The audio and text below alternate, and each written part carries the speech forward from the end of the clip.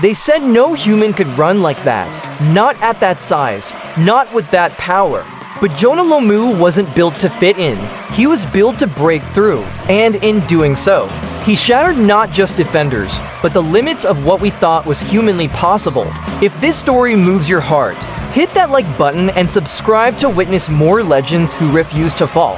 South Auckland, a rough neighborhood. A boy named Jonah, too large for his age, too quiet for his size. He didn't dream of fame.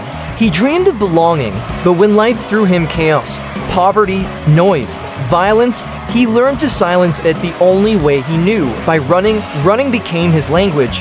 Running became his escape. And one day, it became his weapon. By 19, Jonah Lomu wore the black jersey. The All Blacks. He wasn't just a player. He was an earthquake in motion. Rugby World Cup, England. Semi-final, the ball finds Jonah. 6 defenders in front of him.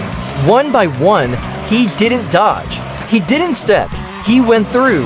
That day, the world saw a man who shouldn't have existed. 6'5", 260 pounds. A sprinter's speed, a boxer's frame, a lion's heart. Commentators ran out of words, opponents ran out of courage, and the world fell in love with a new kind of legend, a Polynesian powerhouse who played not just for victory, but for identity. Fame is heavy, but illness is heavier. At the height of his power, Jonah felt his body betray him. Fatigue, pain, confusion, then came the words that changed everything.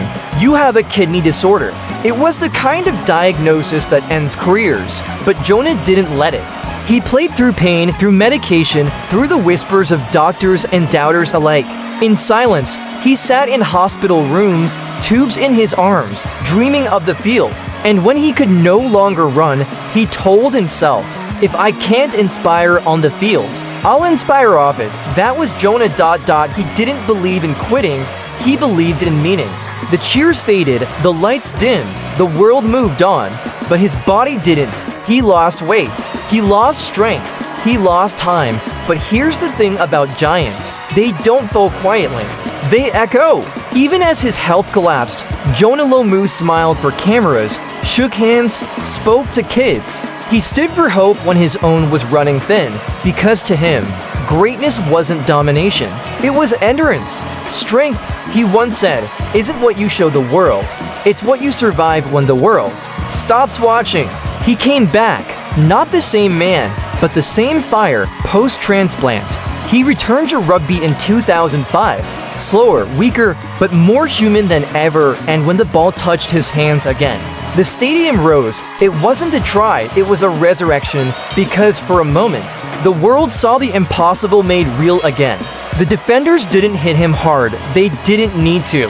They knew they were witnessing something sacred. Jonah didn't just play that day.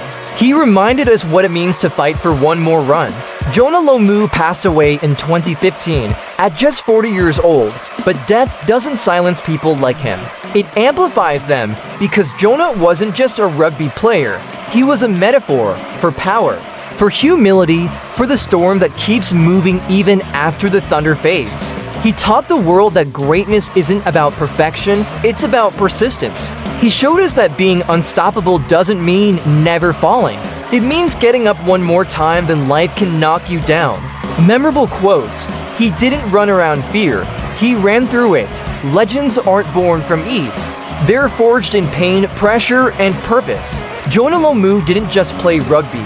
He changed what humans thought was possible, not with his size, but with his soul.